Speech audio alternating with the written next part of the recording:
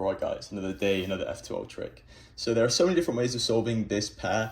Obviously the standard way would be to do it from this angle and do it 2gen with just R prime U2 R U R prime U2 R, which is obviously one of the fastest ways to do it. But even from this angle, it's just as fast. And I think a lot of people know this now, but you can do wide R prime U2 R2 U R2 U wide R, which flows really well and is probably just as fast.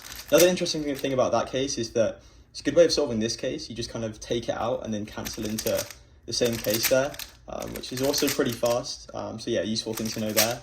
But even the same case from the same angle, solving the same EO, you can do it differently and kind of similar speed by just going ahead and trying to insert this edge with a hedge, with a F R prime F prime.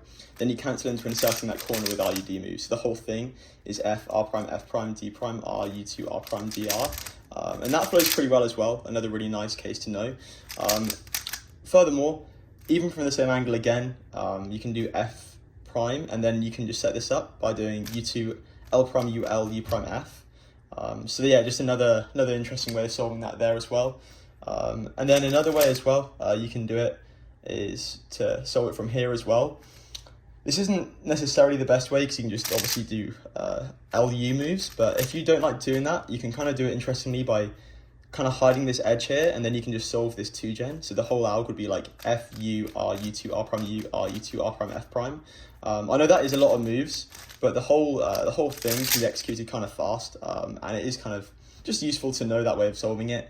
Again, I've only scratched the surface here. There are so many different ways of solving this case, but just to give you an idea.